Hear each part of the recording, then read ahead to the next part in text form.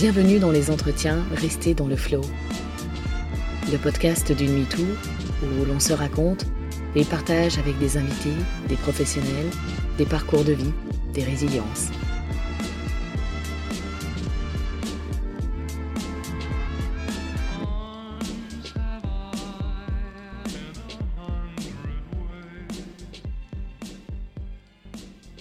Paulette, tu es une invitée un peu à part pour démarrer cette nouvelle saison de Rester dans le flow et je suis vraiment honorée que tu aies répondu oui à ma demande. Tu as 73 ans, tu vis dans la campagne environnante de Saint-Étienne depuis plus de 40 ans, dans cette maison et ce jardin où l'on se retrouve aujourd'hui. Si vous entendez les oiseaux, chère auditorice, c'est normal, la maison est nichée dans la forêt. Tu as fait toute ta carrière à Saint-Étienne, d'abord comme assistante administrative pour la sécurité sociale des mineurs, Saint-Étienne étant le plus vieux bassin minier de la France. Puis dans un second temps, grâce à tes formations au conseil conjugal et en psychologie, au sein d'une association connue sous le nom de l'École des parents et des éducateurs, l'EPE. Tu étais donc une professionnelle du lien. Des liens. Liens entre conjoints, liens entre parents et enfants, liens intergénérationnels donc, voire transgénérationnels. Et d'ailleurs, nous y reviendrons à travers ton histoire personnelle, et la mienne. Nous n'avons jamais été vraiment éloignés. Je me suis toujours sentie proche de toi et tu m'as toujours soutenue. Peut-être même avons-nous été plus proches lorsque j'avais le même métier que toi. La douceur, l'écoute de l'autre, la finesse psychologique, l'indulgence, la tolérance sont, je pense, ce que tu transmets aux autres et même les kilomètres qui nous séparent de nouveau depuis 5 ans ne changent rien à tout ce que tu m'as enseigné. Paulette, j'ai constaté que la synchronicité s'était invitée à l'élaboration de notre échange. Je médite depuis 15 jours grâce à un défi qui a été lancé sur un groupe WhatsApp. Et ce qui est très drôle, c'est que depuis plus de 3 jours, date à laquelle je venais enfin de me mettre à préparer cet entretien, les exercices avant méditation portent sur la mer. Toi. Oui, parce qu'il faut que je sois claire à présent pour les auditeurs et les auditrices, en plus d'être la femme que j'ai décrite en amont, tu es aussi, et à ma grande fierté, ma mère. Bonjour Paulette. Bonjour Florence. Alors puisque je parlais de ces exercices de méditation, j'en profite pour te poser la première question. Quelle a été la plus grande douleur ou la plus grande déception de ta vie ? Maintenant, à la fin de ma vie, je me dis, mais qu'est-ce que tu as donné aux autres ? Qu'est-ce que tu as donné et tu n'as pas fait ce que tu aurais voulu faire ? Ce qui s'est passé, qui m'a permis de réaliser mon métier, c'est sûr, de soutenir beaucoup ma belle famille, ma belle-mère qui a été très malade et qui est passée au rein artificiel pendant 20 ans. Après, la sœur de mon mari qui a très souffert et qui est tombée aussi handicapée de par les opérations, etc. Et que j'ai eu en curatelle, etc. Je m'en suis occupée 27 ans. Donc, c'est vrai que j'ai volontiers donné parce que je pense que quand ma mère est revenue de l'hôpital psychiatrique, je m'en suis occupée. Donc toi, ton regret, c'est finalement de t'être occupé des autres, Oui. Mais jamais de toi ? Jamais de moi, oui. Et tu parlais du retour de ta maman. Quand ma mère est revenue... Oui, d'hôpital psychiatrique, pendant 9 ans et demi. Et tu avais quel âge ? J'avais 6 mois quand elle est partie. Elle est revenue, j'avais 10 ans.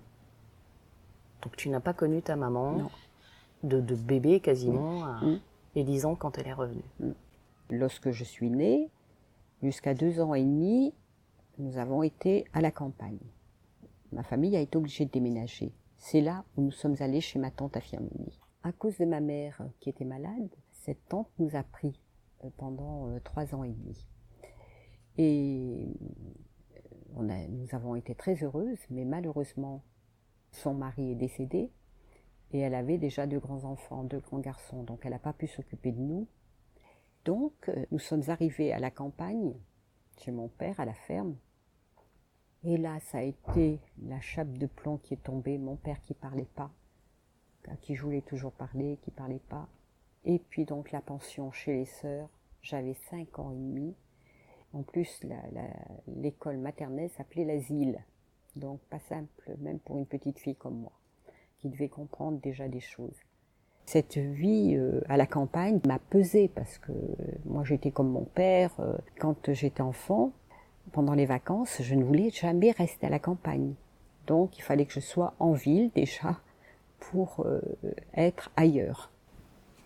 J'enviais mes amis qui partaient en camp, qui partaient en colonie, les scouts qui faisaient des camps près de chez nous, là aussi. Combien j'aurais aimé être avec eux, faire autre chose différemment, innover. Et ce qui m'a sauvée, moi justement, toute petite, du jour où j'ai su lire, j'ai toujours lu. Et ça, vraiment, ça a été superbe. Mais ça m'a été reproché, parce que quand je lisais, j'oubliais tout et j'entendais pas ce qu'on voulait me dire, c'est vrai. On peut dire que tu as subi le fait de porter les autres. Qu'est-ce qui fait que tu n'as pas laissé la place aux autres?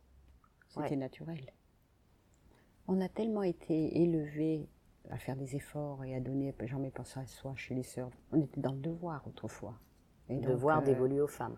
Oui, c'était commun, quoi. Il devait le faire, on devait le faire, c'est tout. C'est notre travail qui a changé les choses. Le travail extérieur qui a changé, qui a fait évoluer. Autrement, les femmes au foyer, elles devaient tout faire. Et toi, tu as été femme au foyer? Non, mais j'ai tout mené de front avec l'énergie que j'avais. Et donc, dans ton histoire, tu as une maman qui a été absente pour des problèmes ou des troubles psychiatriques. Mais on ne sait pas, parce que c'était peut-être simplement qu'une dépression. On ne sait pas. J'y suis allée à l'hôpital psychiatrique, moi. Ils m'ont dit, mais madame, on ne peut rien vous dire, il n'y avait pas de médicaments, il n'y avait rien. Donc elle était internée, mais voilà, on n'en sait pas plus. Combien de fois on a enfermé des femmes? Elles n'auraient jamais dû être enfermées. Elles auraient été suivies en dépression, ça aurait été très bien. Oui, parce que du coup, tu étais sa 8e enfant. Oui, surtout les 3 derniers en un an, là. Hein. Il y avait 4 petits. Toujours des retours de couche. Les 3 premiers, pareil. Donc tu as grandi en t'occupant de ta mère. Pendant les vacances, oui. Je me souviens que je la coiffais, qu'il a fallu tout lui réapprendre. C'était un zombie. Et une fois adulte, une fois mariée d'ailleurs, tu as dû t'occuper aussi en partie de ta belle-mère et de l'une de tes belles-sœurs. Oui. Et c'est en m'occupant de cette belle-sœur, un jour où nous étions chez toi à Paris, on était dans un grand point où il y avait beaucoup de voitures, et là, le flash est arrivé. Pourquoi tu fais ça? Tu le fais parce que tu t'es occupé de ta mère. Tu reproduis quelque chose dans le soin.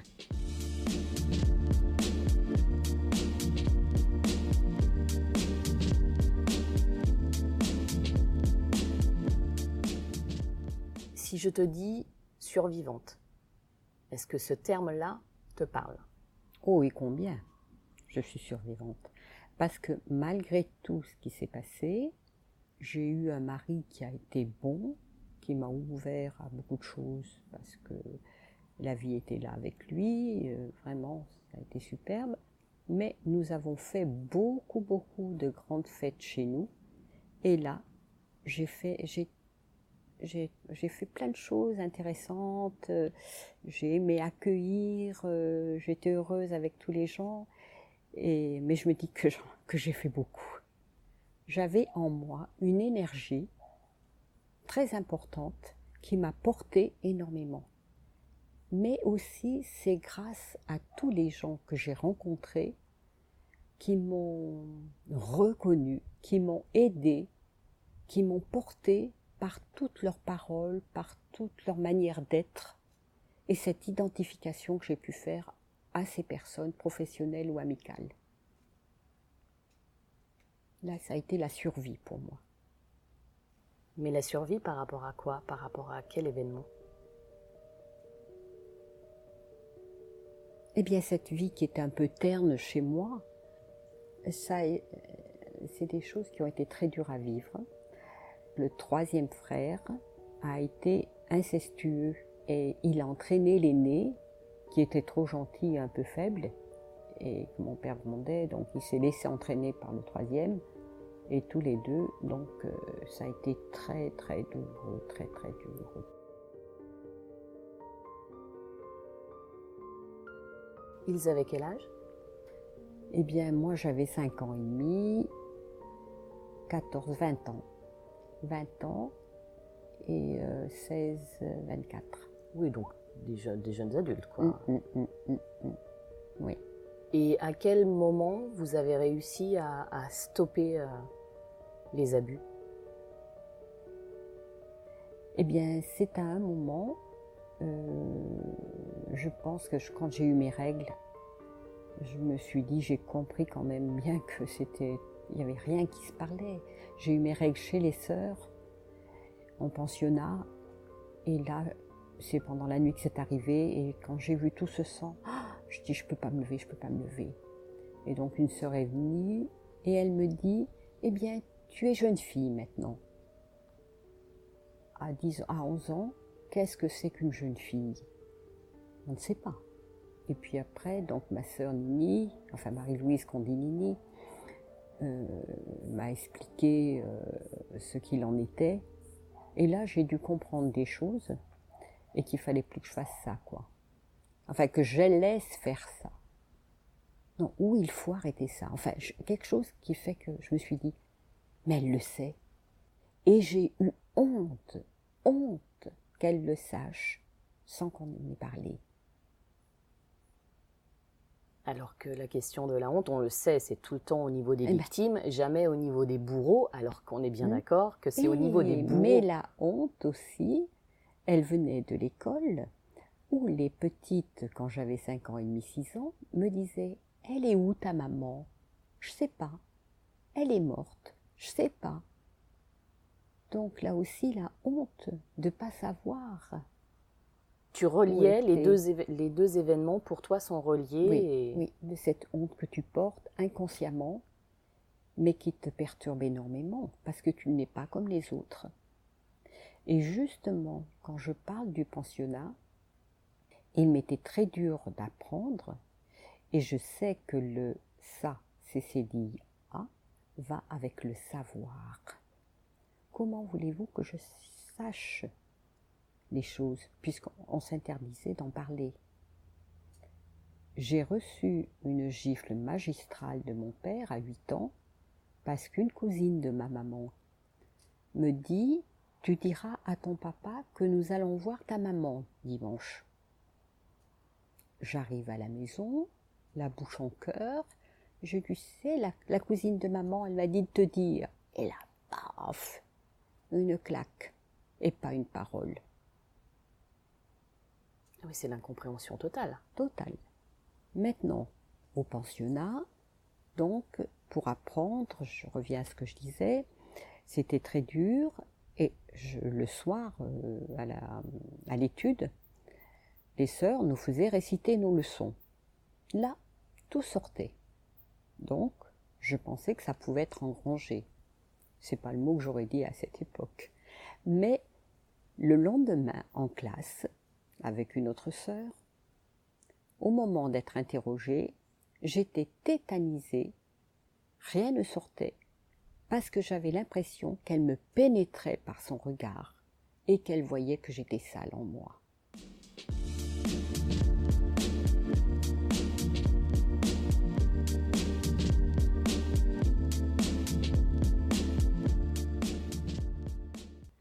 Avec tes frères, donc, à quel moment est-ce que tu as fini par accepter ça? Une fois adulte, à quelle période de ta vie?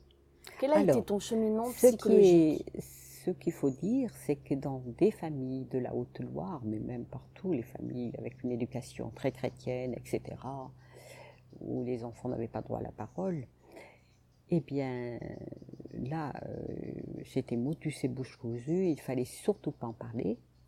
Donc, je n'en ai jamais parlé. Par contre, c'est quand j'ai eu des relations intimes avec mon mari que justement j'ai eu des flashs.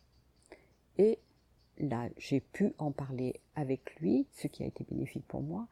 Et donc, à ce moment-là, j'ai commencé de consulter un psy pour comprendre. Et là, ça m'a fait beaucoup de bien de pouvoir en parler à quelqu'un de bienveillant et qui accueillait cette parole sans jugement.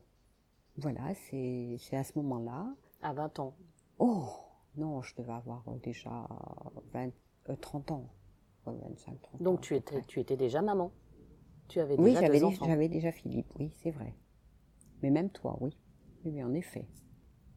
Du coup, ça me parle beaucoup, tout ce que tu dis là, parce que je me rends compte, et je pense que ça va parler à bien d'autres aussi, qu'on traverse quand même les mêmes étapes, même si ce ne sont pas les mêmes personnes qui ont abusé de nous, au niveau des émotions, au niveau du travail psychologique, au niveau de l'acceptation, la manière dont on se dévalue aussi, tout ce que cela provoque en nous, au niveau du manque de confiance, de l'estime de soi. On voit bien, quand on est survivante, il y a tout un travail et beaucoup de choses à mettre en place pour dépasser tout ça. Après la trentaine, après avoir entamé un travail psychologique, avoir repris les études, être devenue mère, être stable aussi sentimentalement et familialement, est-ce que tu as mis en place d'autres choses pour continuer à t'occuper de toi, à te permettre de relier le corps et l'esprit? Parce que, est-ce que tu estimes qu'il y avait un décalage entre ton corps et ton esprit d'ailleurs, dû à ce que tu avais subi enfant? J'ai travaillé jusqu'à 67 ans à Loire Prévention Suicide, où je faisais des entretiens professionnels. Lorsque je suis revenue à la maison, eh bien, d'être dans la tête de Gamberger, de moulin qui tourne, c'est à ce moment-là que je suis allée faire d'abord de l'art-thérapie, qui a été très intéressante. Et là, j'ai fait une croix en terre, avec la terre d'ici, l'argile, que j'ai toute rayée, que j'ai donnée donc à mon frère aîné, que j'ai envoyé en lui disant tout ce que j'avais souffert à cause de lui. À plus de 70 ans, Non, entre 67 et 70 ans. Tu as envoyé une réalisation qui symbolisait ce que t'avais fait subir tes frères. Tu as envoyé cela au plus jeune des frères qui a abusé de toi. Non, le premier, l'aîné. Ah, à l'aîné, d'accord. C'est mon parrain. Oui.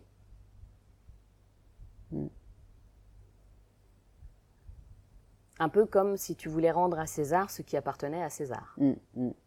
Tu t'es débarrassé du bullshit. Tout en me disant que c'est pas lui qui aurait dû la recevoir, cette lettre. Lui, il en fait partie, mais c'était pas le plus virulent. Et donc, à plus de 70 ans, tu as commencé, après ta retraite, à faire plein d'exercices, à prendre soin de ton corps. Alors, après l'art-thérapie, ça n'était pas tout à fait résolu. Je suis allée chez une psy qui fait l'EDMR, là, le pendule comme ça. Et là, ça m'a beaucoup aidée, parce que justement, j'ai pu comprendre que j'étais restée scindée en 3 parties. C'est-à-dire la naissance où j'ai perdu ma mère, à 5 ans et demi, lorsque je suis arrivée au pensionnat, avec mon père qui ne parlait pas, et le pensionnat. Et puis je me suis nommée à 12-13 ans comme le feu follet. J'ai entendu l'autre jour quelqu'un dans un film qui parlait de feu follet. C'est quand on ne sait pas qui on est et qu'on se cherche complètement. Donc c'était l'adolescence. Alors là, ça m'a beaucoup aidée. Mais c'était pas tout à fait résolu. Là, après, je suis allée chez une personne qui fait l'hypnose. Elle m'a demandé, comme à tous, de quoi je voudrais parler. Et puis bon, je commençais de m'apaiser, de partir un peu. Et c'est le mot intelligence. J'ai toujours douté de cette intelligence. Et là, avec les séances, il y avait plein de portes qui s'ouvraient. J'ai pu dire avec elle que mon intelligence était dans une boîte complètement fermée. Et que là, il fallait qu'elle s'ouvre. Et là aussi, c'est drôle parce que maintenant, donc ça c'était tout avant 70 ans. Et maintenant, je me dis qu'à 70 ans, enfin, je suis heureuse. Parce que je n'ai plus peur de mon corps qui pourrait séduire. Quand j'étais au lycée, j'étais appelée par les garçons l'allumeuse. Alors que moi, je m'aimais pas, mais je m'aimais pas. J'avais ce qu'on appelle la culotte de cheval. Je faisais 40 en haut et 46 en bas. Donc c'était pas simple pour moi, avec mes frères qui me disaient « T'as un derrière, on peut s'asseoir dessus ». Et donc c'est maintenant, maintenant que j'ai plus peur de moi, justement.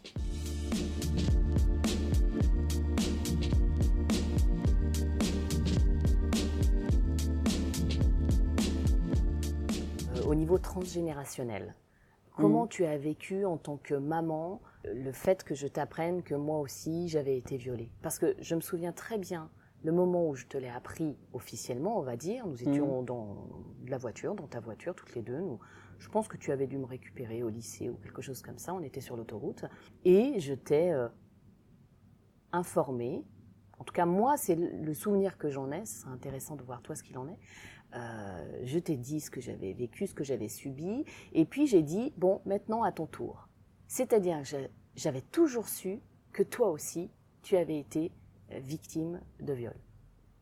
Alors que à aucun moment, nous n'en avons parlé. J'avais peut-être 17 ou 18 ans, jamais auparavant on en avait parlé, ou je n'avais surpris de conversation, ou rien.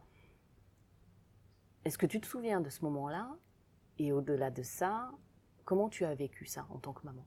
En une minute. Ah ben ça a été très perturbant, énormément perturbant, et pour papa aussi. Ça a été affreux pour nous de découvrir ça. À propos de ce qui s'est passé pour toi, la première chose, c'est lorsque je suis revenue le soir, que tu m'as dit, tu avais 10 ans, et tu m'as dit, maman, si je vous aimais pas, papa et toi, je ferais une fugue. Donc c'était rassurant pour nous, mais ça a interrogé énormément le pourquoi. Et là, j'ai même suspecté papa, et puis je me dis, non, mais c'est pas possible. Mais j'ai jamais suspecté Pépé. Ça m'est jamais venu à l'idée. Bon, le temps a passé. Quand tu as eu 13 ans, un jour aussi où je reviens, tu me dis, presque au même endroit dans la salle, près du téléphone, que tu avais téléphoné à notre ami qui était psychologue d'abord à Saint-Étienne puis à Lyon. Et là, donc, tu me dis ça, j'en parle à papa, et il me dit, mais qu'est-ce que c'est que cette affaire, etc. Je lui dis, écoute, c'est ton ami, vous peignez ensemble toutes les semaines, donc là, téléphone-lui. Il téléphone à Gérard, Gérard lui explique que tu souffrais, qu'il t'avait envoyé au CMPP à Saint-Étienne. À l'époque, tu faisais des malaises vagales, tu n'as rien pu dire à ce moment-là. Au CMPP, on te disait que tu étais très proche de moi.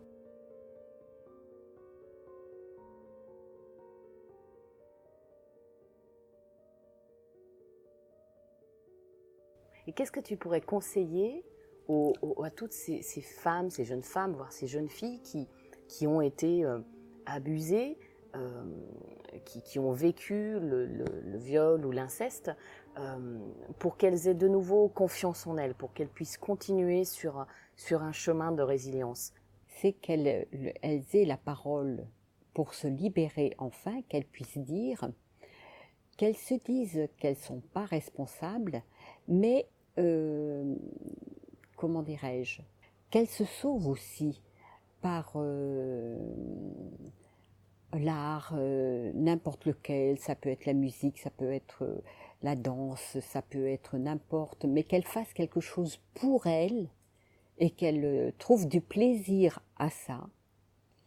Et de ne pas accuser, parce qu'on a tendance à accuser le monde entier, comme je l'ai eu fait, d'avoir souffert énormément, pourquoi on paye comme ça, mais surtout de trouver ailleurs, dans le regard de ceux qui sont porteurs, qui apportent des choses vraiment sympas, de s'appuyer sur ces gens-là, la résilience justement, et puis de faire des choses pour soi. Parce que c'est ça qui aide vraiment à être soi au plus profond de soi. De trouver, là maintenant, je me dis toujours que j'ai trouvé la Paulette qui était au plus profond de moi. Vraiment. Il y a un réaccordement en moi, très très profond. Tu es enfin devenue amie avec toi-même. Exactement, oui. Celle qui ne s'aimait pas et enfin réconciliée avec elle-même. C'est beau ça comme mot de la fin.